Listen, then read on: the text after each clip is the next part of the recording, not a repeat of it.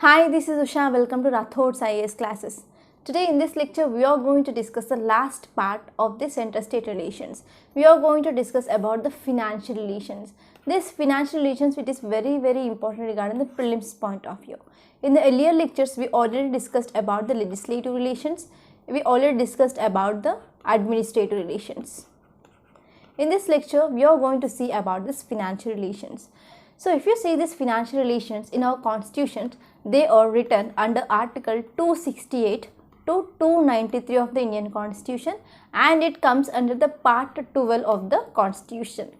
So in this lecture, what we are going to look into? So what are the subtopics we are going to see? The first one is about the allocating of the taxing powers or the allocation of taxing powers. And the second topic, we are going to discuss about the distribution of the tax revenues.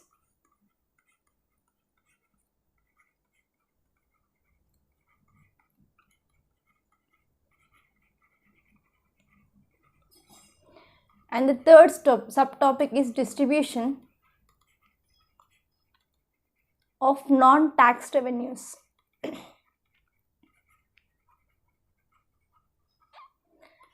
And the fourth subtopic, it is the grant in aids. Grant in aid. So if you see, we are going to discuss regarding the fifth topic, it is the borrowing by the center and the state.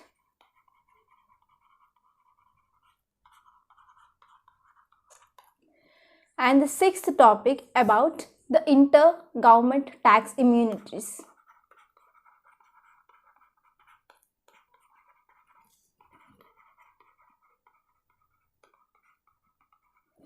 And last, we are going to see the effect of emergency.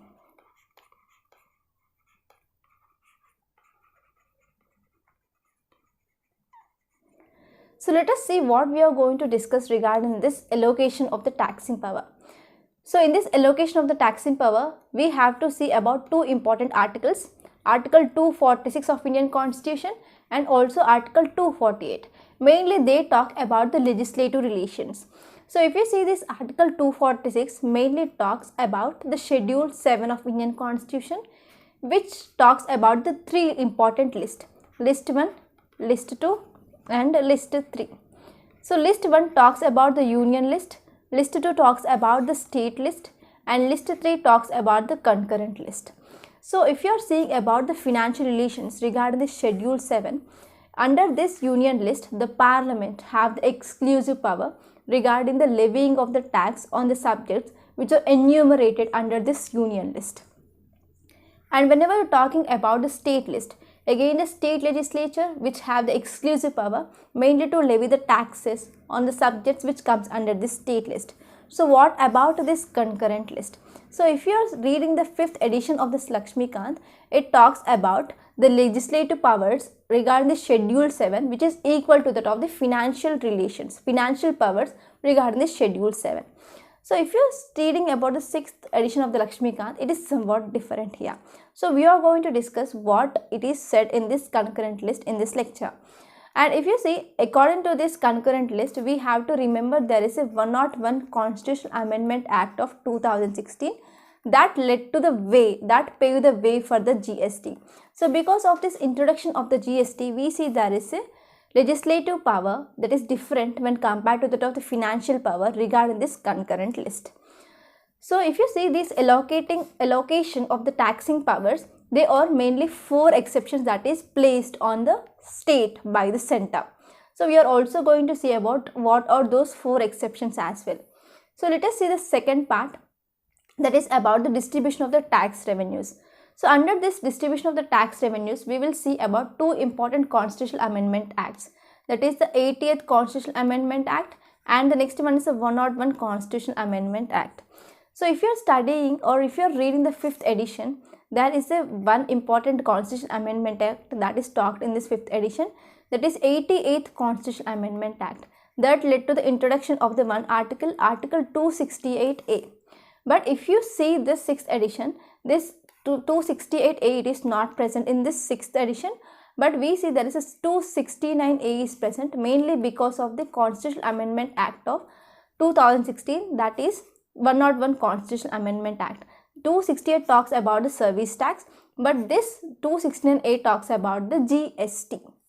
Okay, in this second part, in the distribution of the tax revenues, we are going to discuss the articles like Article 268, Article 269, Article 269A, Article 270 and Article 271. And in the third part, distribution of the non-tax revenues. So we are going to divide this into center and the state. The receipts mainly from the railways, banking, communication, currency, these comes and they forms the revenue or the non-tax revenues of the center. And if you are talking about the state, the receipts from the irrigation, fisheries, etc., that comes and that forms the revenue of the state under this non-tax revenues. When you are reading about the grants in aid, there are two types of the grants in aid. The first one is the statutory grants and the second one is the discretionary grants. So there is a difference between the statutory grant and the discretionary grant. So if you see the statutory grant, it is according to the Article 275 of the Indian Constitution. So this Article 275 mainly empowers the Parliament to give the grants to the states whenever they are in need of the financial assistance. So how the Parliament know these states are in the need of the financial assistance? They are the commissions, different reports, Niti Aayog, and also we have the Finance Ministry that look after the state. So whenever these are recommending this Parliament mainly to provide the grants to these states, so these grants are called as statutory grants and these are mainly recommended by the Finance Commission. And if you see on the other hand, there are discretionary grants and Article 282 of the Indian Constitution talks about this discretionary grants. So these discretionary grants, this Article 282 mainly empowers both the center and also the state can provide the grants whenever there is a public importance or the public interest is there. So these are mainly recommended by the Planning Commission. But this Planning Commission, it is replaced by the think tank of the government, that is Niti Aayog. Whether the Niti Aayog have the same power regarding the Planning Commission? No. So this recommendation will be made by the Finance Ministry but not the Niti Aayog. So this is the important prelims fact. Okay. So why there is a name, that is a statutory grant and the discretionary grant. So these are the grants which is given by the Parliament of the India to the states mainly on the recommendation of the Finance Commission. If you see this Finance Commission, it is a constitutional body under Article 280 of the Indian Constitution. Here the constitutional body which is recommending the Parliament to provide the grants, correct? So because of this, the grants made by the Parliament on the recommendation of this Finance Commission, they are called as the statutory grants. On the other hand, in this discretionary grants, these are the recommendations which are made by the Planning Commission, and this Planning Commission, it is not a constitutionary body. So whenever on the recommendations of the Planning Commission, whenever the discretionary grants or the grants which are made by the center and the state, they are called a discretionary grant.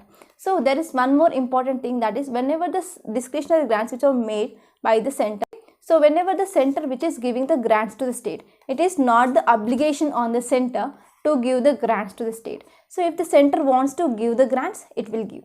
If the center do not want to give the grants, it doesn't give. So this is not compulsory on the center to provide the grants to the state. So because of this, they are called as discretionary grants. So in this way, there is some difference between the statutory grants and the discretionary grants. So this difference which is important regarding the prelims point of view. And the next part, it is borrowing by the center and the state. The center has the power to borrow within the country and also outside the country, and also state have the power to borrow within the country, not outside the country. And the next one is the intergovernment tax immunities, that talks about the center property that will be not taxed by the state government, and the state property that is not taxed by the central government. And later on we are going to see the effect of the emergency. Under this effect of the emergency, we are talking about the two types of the emergency. First one is national emergency, second one is the financial emergency.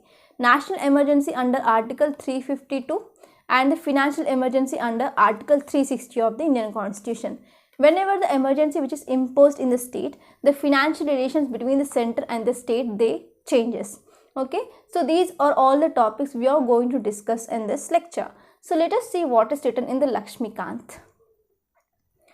So if you see this first slide, it tells about the articles 268 to article 293 of the Indian Constitution, talks about the financial relations between the center and the state, and which is present in the part 12 of the Constitution, and which mainly deals with the center and the state financial relations.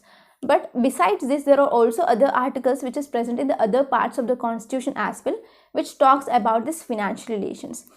For example, if you see article 352, if you see article 360, which talks about the national emergency and the financial emergency, they also talks about the financial relationships between the center and the state. So let us see the first part, that is allocation of the taxing powers. So if you want to remember this, you should recall article 246 and article 248 talks about the schedule 7. It talks about the residuary subjects.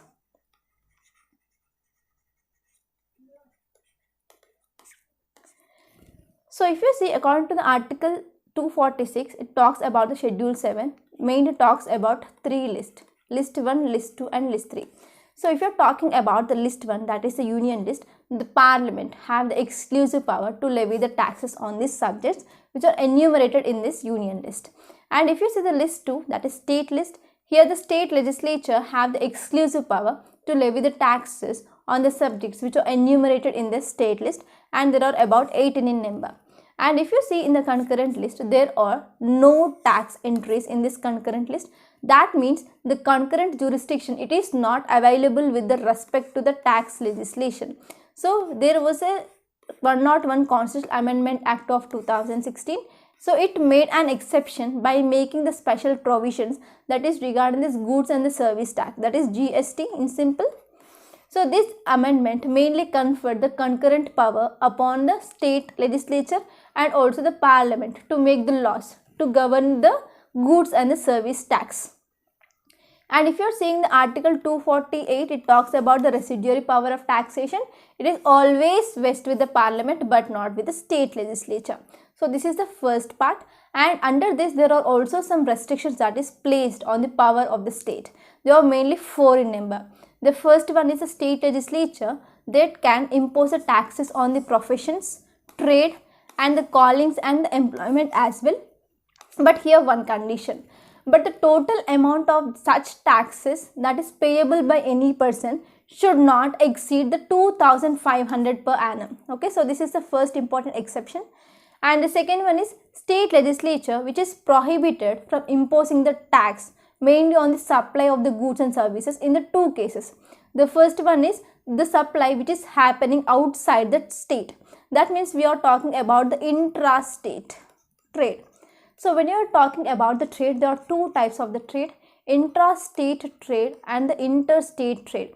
That means whenever the state which is happening within the country, that is called as intrastate. That means within the state. Okay. For example, if at all there is a state A, let us take the Maharashtra. So there is a trade which is happening within the Maharashtra, not outside the Maharashtra. It will comes under the intra. Inter means the trade which is happening between the Maharashtra and the Gujarat. Whenever there is a trade which is happening between these 2 countries, whenever the trade which is happening between these 2 states, it is called as the interstate trade. So these second exceptions mainly talk about whenever such supply which takes place outside the state. And the next one is where such supply takes in a course of the import or export. So in these 2 cases, the state legislature do not have the power to impose or to levy the tax. And the next important one is a state legislature can impose the tax on the consumption of the sale of the electricity, but one condition here. The state should not have the power, state did not have any power mainly to tax the power consumption or the sale of the electricity which is consumed by the center. That means, for example, if you take a state here, in this state the center came up with the project or the development of the railways here. So whenever this project that is happening here, the center used the electricity from the state. So on this electricity which is used by the center here, no tax will be imposed by the state. And the next one, it is regarding the respect of the water or electricity stored. That means here if you see, a state legislature can impose a tax with respect to any water or electricity stored or generated or consumed or distributed or sold by any authority which is established by the parliament, mainly for regulating or developing any interstate river or river valley. So in this condition, whenever the water or electricity which is stored by the state, which is used by the center, then the state have the power to impose a tax on it. And let us see the next important thing, that is the distribution of the tax revenues. So in this tax revenues, we have to see the two important amendments, that is the 80 Constitutional Amendment Act of 2000 and the next one is the 101 Constitution Amendment Act of 2016. So these two acts, they bring the major changes regarding the distribution of the tax revenues between the center and the state. So if you see this 88th Constitutional Amendment Act of 2000, which is mainly enacted mainly to give the effect to the recommendations which is made by the 10th Finance Commission. So this 10th Finance Commission made a recommendation mainly whenever the center it is getting the income, from this income about the 29% should be given to the states. So this type of the giving of the income which is generated by the center to the state, it is called as alternate scheme of the devolution. So this came under this 80th Constitutional Amendment Act of 2000. And the next one is the 101 Constitutional Amendment Act of, okay. So this 101 Constitutional Amendment Act, it is mainly paved the way for the introduction of the new tax regime, that is a GST, which is introduced in the country. So because of this amendment, it conferred the concurrent taxing powers upon the parliament and also state legislature to make the laws regarding the GST on every transaction regarding the supply of the goods and also services or both. So let us see the next important articles under this. So the first important one is Article 268. Article 268 mainly talks about the taxes levied by the center, but these are collected and appropriated by the state. So they include the stamp bills or the stamp duties, bills on exchanges, checks, promissory notes, policies on insurance, and also transfer of the shares and others. So these all are comes under this Article 268. And next one is Article 269. It talks about the taxes which are levied and collected by the center, but they are assigned to the states. So these include the sales or the purchase of the goods other than the newspaper and the course of the interstate trade commerce as well. So if you see these articles from Article 268 to 271, they are purely based on the memory. There is nothing regarding the explanation regarding these articles. So these are mainly based on the memory. So you have to remember this. And the next one is Article 269A, which is added by the 101 Constitutional Amendment Act of 2016. So this article mainly talks about the GST. So GST, it is levied and also collected on the supply of the goods and services, that is simply GST, in the course of the inter-trade or the commerce. So these taxes are mainly divided between the center and the state. And the next one is Article 270. This Article 270 talks about the taxes which are levied and collected by the center, but they are distributed between the center and the states. So they include, except Article 268, Article 269, Article 269A and also 271. So from whenever there are any subjects which are comes under this, which are left over, that leftover part will comes under this Article 270. So they also include the cess. So what is the difference between the surcharge and the cess? The surcharge, which is additional tax, and also cess is also additional tax whenever this is imposed for a specific purpose. For example, if you see the Kalyan cess and Krishi Kalyan cess and also education cess, Swachh Bharat cess, they are for the specific purpose. So whenever the additional tax which is imposed for the specific purpose, they are called as cess. Whenever the additional tax which is imposed but there is no specific purpose for that, they comes under the surcharges. And the next Article 271 talks about the surcharges. And the parliament at any time, they can levy the surcharges on the taxes and also the duties, okay. So this is about the important thing. And the one important article which is left out here is taxes levied and collected and retained by the states. So there are about exclusively 18 subjects under which the taxes are levied and also collected and they are retained by the state. So they are 18 in number. So the list which is given in the book, please refer it. And next one is distribution of the non-tax revenues. So there is a proper distribution of this non-tax revenues between the center and the state is also present.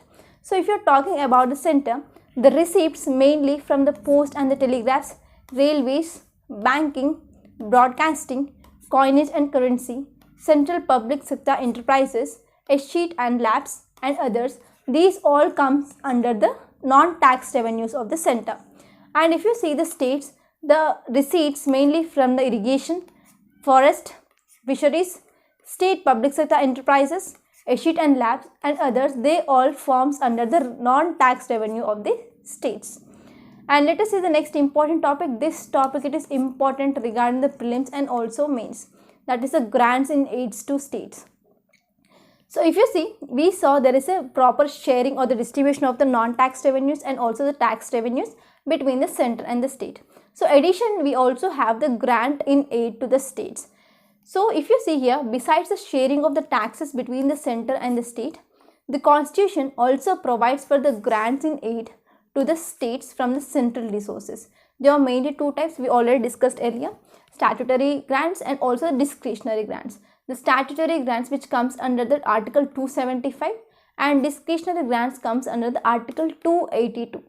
So let us see the statutory grants first. So article 275 empowers the parliament here. So this is very, very important. Only the parliament. Article 275 which empowers the parliament mainly to make the grants to the states which are in need of the financial assistance, not to the every state. How the parliament knows whether the state which is in the need of the financial assistance or not? There are many commissions. There are many reports. There is Niti Aayog. There is even finance ministry. So through this way, the center or the parliament comes to know whether the state is in need of the financial assistance or not. And there is also one thing regarding this, that is different sums may be fixed for the different states. For example, if you see the 4 states are present, A, B, C, D. So if at all in these 2 states, the government of the state is also formed by the ruling party in the center. So in this condition, we may also say there is a possibility of the politicization. These states may give the large amount of the grants than compared to the states C and D. So whenever you are talking about the statutory grants, they may be the possibility of the politicization also seen. Okay.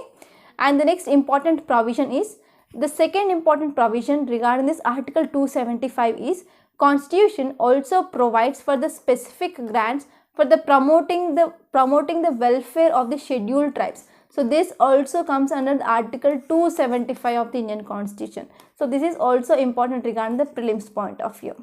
So please don't forget this. And next one is the discretionary grants. Article 282 of the Indian Constitution mainly empowers here both the center and also the state. So this is the difference between the statutory and the discretionary. Center and the state mainly to make any grants for any public purpose, even if it is not within their respective legislative competence. So this is important one. So these grants are called as discretionary mainly because center is under no obligation. It is not compulsory to the state, to the center, mainly to provide these grants to the states. So it is the discretion on the center. So we can see again the center discretion here. So according to the article 275 and 282, we see the central control over the states is seen. So in this financial relations, we see the more control of the center. That means more unitary tilt that is seen in this financial relations when compared to the legislative relations and also the administrative relations. And these grants have the twofold purpose that includes, the first one is to help the state financially, mainly to fulfill their planned targets. And the next we are going to discuss regarding this Finance Commission. So this Finance Commission, it is a constitutional body and it is present under the article 280 of the Indian Constitution. And this article 280 mainly provides for this Finance Commission, and it is a quasi-judicial body and it is constituted by our Honorable President every 5th year or even earlier. And if you see, this finance commission mainly required to make the recommendations to the president on the following matters. So let us see what are those matters. The first one is the distribution of the net proceeds of the taxes, that to be shared between the center and the state. It is talking about the devolution of the resources. And the next one is the principles which should govern the grants and aids to the center, that is regarding the statutory grants. As we know, the discretionary grants are made by the Planning Commission. So, these statutory grants are made on the recommendations of the Finance Commission. And the next important one is measures that need to be augment the consolidated fund of the state, mainly to supplement the resources regarding the panchayats and also the municipalities. Mainly on this also the recommendations which is given by the Finance Commission. And the next one is any other matter which is referred to it by the president in the interest of the sound finance. So in these conditions or in these matters, there will be the recommendations which is given by the Finance Commission. And let us see the next topic, that is a borrowing by the center and the state. So if you see, the constitution also makes the following provisions which is regarding the borrowing powers of the center and the borrowing powers of the state. First, let us see the borrowing power of the central government. The central government can borrow within the India or outside the India. Mainly it will keep the security, that is a consolidated fund of the India. Okay, and but it should borrow within the limits which is fixed by the parliament. And let us see the next one, that is state government. State government also can borrow within the India and upon the security of the consolidated fund of the state, and but it should borrow within the limits which is fixed by the state legislature. And if you see, the central government can also make the loans to any state or give the guarantees mainly in respect to the loans which is raised by the any state. And if you see, the state cannot raise the loan without the consent of the center. So this is the important thing. Okay. And let us see the next one, that is intergovernment tax immunities. So it talks about the exemption of the central property from the state taxation and also exemption of the state property from the central taxation. So let us see the first one, exemption of the central property from the state taxation. The property of the center which is exempted from all the tax which is imposed by the state or any authority within the state, they are included like municipality, like district boards, panchayats, etc. So the word property, what it includes? It includes the lands, it includes the building, chattels, shares, debts, everything that has the monetary value or the money value or every kind of the property that is exempted here. And the next one is exemption of the state property or the income from the central taxation. The property and the income of the state which is exempted from the central taxation, such income may be derived from the sovereign functions or the commercial functions. So if you see, the center can tax the commercial operations of the state. So this is one exception here. And the next one is Parliament can declare any particular trade or the business as incidental to the ordinary functions of the government and it would then not be taxable. So this is very important thing. And the next one is the property and the income of the local authorities who are situated in the state, they are not exempted from the central taxation. So this is also again one exemption. And let us see the last part, that is effects of the emergencies.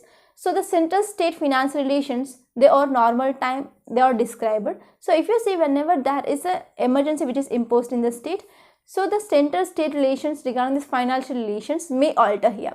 First, let us see about the national emergency which is imposed under the Article 352 of the Indian Constitution. Whenever this imposition of this national emergency in the country, then the president have the power to modify the constitutional distribution of the revenues between the center and the state. That means president can either reduce or even cancel or transfer of the finances from the center to the state. So we already know, whenever Article 352 it is imposed in the country, center become more powerful than the state. So the state list will start behaving like a concurrent list. So the center has the power to make the laws regarding this concurrent list. So whatever it wants, it can do. And the next one is a financial emergency. Under Article 360 of the Indian Constitution, there may be the imposition of the financial emergency. So whenever this financial emergency which is imposed in the country, the center can give it the direction to the state. Regarding the first one is observe the specified canons of the financial propriety. So what is the meaning of this financial propriety? That means whenever there is a lack of the funds or the financial crunch that is seen, so the center may give the direction that print only one side on the currency note, no need of the printing of the second side. So this type of the directions can also be given by the state. For example, if there is a CM of a state who is moving here and there, so whenever he is moving, he is using the 10 cards. Here the center says that, center may also say that why CM you are taking 10 cards, let's take only 3 cards because there is no finance or there is a financial crunch in the state, so you can use only 3 cards. So in this way, the direction which can be given by the center to the state. And the next one is they can also reduce the salaries and allowances of the persons who are serving the state. And the next important one is the money bills are to be reserved by the governor for the assent of the president whenever the financial emergency which is imposed in the country. So till now, the financial emergency which is not imposed in the country even a single time as well. So by this we are concluding today. I hope you understand this lecture. Thank you so much. Please subscribe to my channel. Please do like, share and comment my videos. Thank you.